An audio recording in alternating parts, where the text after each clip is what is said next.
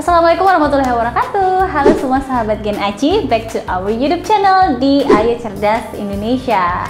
Alright, so di video kali ini Kak Sandra akan bahas mengenai materi yang jarang orang bahas gitu. Tentang apa sih Kak? Tentang ada deh, sebelum Kak Sandra kasih tahu, yang belum subscribe, give us subscribe dulu and turn on the notifications supaya nggak ketinggalan materi yang lainnya, oke?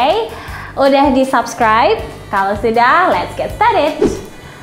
Materi yang mau Kak Sandra sampaikan itu adalah tentang command sentence dan request sentence.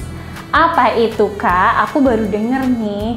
Kalau di bahasa Indonesia itu antara kalimat perintah dan kalimat minta tolong. Nah, beda ya. Mungkin banyak yang mengira kalau ya sama aja perintah sama minta tolong gitu kan. Kayak ambilkan itu. Kayaknya terdengar sama aja Kak. Tapi ternyata kalau dalam bahasa Inggris tuh mereka beda loh. Dari susunan kalimatnya itu udah jauh beda lah. Nah, bedanya seperti apa? Kak Sandra akan kupas satu persatu. Kita mulai dari command sentence dulu, dari kalimat perintah. Nah, kalimat perintah sendiri yang paling menonjol itu adalah di akhir kalimat terdapat tanda seru atau exclamation. Nah, tanda seru itu bahasa Inggrisnya adalah exclamation. Ada tanda seru di akhir kalimat. Berarti ini ya sudah jelas nih kalau ini kalimat command sentence, oke?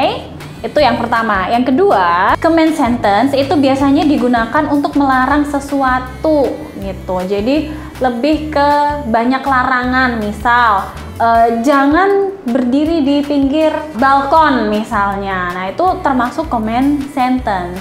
Sesuatu yang ingin disampaikan oleh pembicaranya gitu. So, lebih ke kalimat perintah larangan gitu ya. Nah, ciri yang ketiga yaitu command sentence juga selalu menggunakan verb 1 atau simple present tense. Oke, jadi nggak boleh pakai verb 2 yang pakai ed itu. Nah, itu nggak boleh. Harus yang verb 1. Contohnya seperti apa? Nah, biar nggak bingung nih, Kak Sandra kasih tahu. Misal, close the door. Close the door. Ya berarti itu sebuah perintah gitu, harus ditutup nih pintunya, nggak boleh ada kayak nggak usah, ngapain ditutup. Jadi kalau kalimat command itu sesuatu yang harus ditaati karena itu kan sebuah perintah. Close the door. Nah, contoh lainnya misalnya biasanya yang paling sering kalau kita ke taman-taman, nah itu ada kan perintah gitu ya, larangan. Apa itu larangannya? Jangan menginjak rumput. Nah, biasanya ada rumput-rumput tertentu yang di taman yang nggak boleh kita injak. Nah, kalimat perintahnya biasanya ditulis di papan tuh. Don't step on the grass. Nah, terus disertai tanda seru. Don't step on the grass. Itu adalah contoh command sentence yang harus dipatuhi karena ini sebuah perintah sekali lagi, oke? Misal lagi situasinya di dalam kelas, ternyata kelasnya rame sekali, teman-teman ada yang teriak-teriak, ada yang lari-lari, ada yang udah pokoknya kelasnya rasa pasar gitu ya. Nah, biasanya guru itu kalau mau menertibkan siswa-siswanya biasanya pakai command sentence. Command sentence yang seperti apa? Ayo diam. Nah, kalau dalam bahasa Inggris itu biasanya pakai be quiet please. Ayo diam.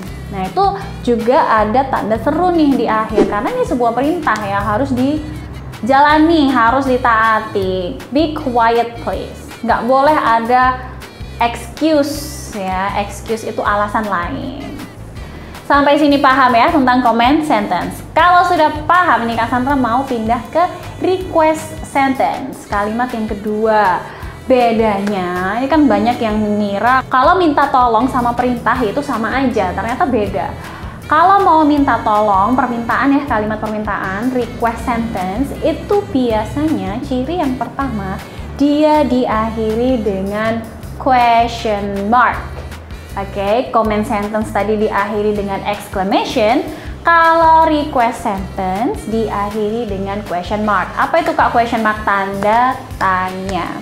Karena kan kita minta tolong ya. Kalau minta tolong tuh kan ada dua jawabannya. Bisa jadi dia mau, bisa jadi dia nggak mau gitu. Makanya ada tanda tanya. mau atau tidak, yes or no. Biasanya juga kalau request sentence itu kan kita minta tolong tuh sudah pasti dengan cara yang sopan, yang baik supaya mereka mau nolongin kita. Nah, kalau dalam bahasa Inggris biasanya diawali dengan kata will. Ada banyak ya, bisa pakai will, bisa pakai would, bisa pakai can, may, atau could. Nah, pilihannya ada banyak. Porsinya tuh sebenarnya sama 11-12 ya. Bisakah kamu gitu ya? Maukah kamu?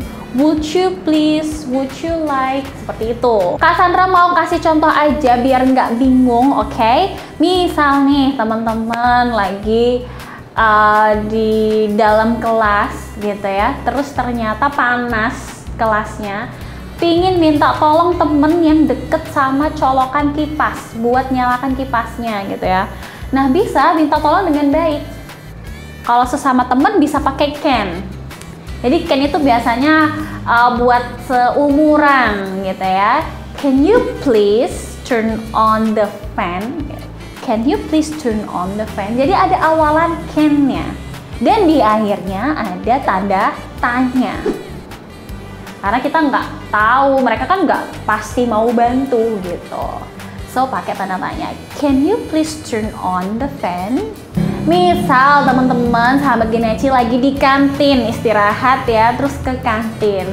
Ternyata tempat duduk kantinnya itu sudah penuh gitu. Terus tinggal satu kursi yang kosong yang udah ditempatin penggerumbulan teman-teman yang lainnya gitu ya. Cuman ada sisa satu kursi itu, misal mau minta izin juga, mau minta tolong ambil kursi itu juga bisa kita bilang, bisa pakai excuse me atau langsung aja. Would you mind if I sit here? Would you mind if I sit here? Boleh nggak, keberatan nggak kalau aku duduk di sini? Jadi diawali dengan can, could, will, would, atau may. Terus bedanya apa sih Kak di antara kelimanya itu? Biasanya kalau untuk yang lebih tua gitu ya, untuk menghormati orang yang lebih tua atau orang yang baru kita kenal, nah itu kita kan harus berbuat sopan ya. Biasanya kata yang digunakan itu adalah would, could, atau may. Jadi kalau kita mau minta tolong ke orang yang lebih tua atau orang yang baru kita kenal, itu pakai 3 itu. Kalau will dan can itu biasanya buat sesama temen. Oke, awas keliru ya, buat sesama temen. Kak, kalau sesama temen pakai could gimana? Ya nggak apa-apa, nggak masalah. Yang jelas untuk will dan can sebisa mungkin dihindari untuk digunakan ke orang yang lebih dewasa. Oke? Alright, so itu tadi adalah materi di video kali ini. That's the end of the video. Tapi sebelum itu Kak Sandra mau kasih quiz buat yang lagi nonton. Coba bikin satu comment sentence dan satu request sentence. Oke? Ini Kak Sandra mau memastikan apakah adik-adik sahabat Gen Aci udah paham bener materi di video ini atau belum.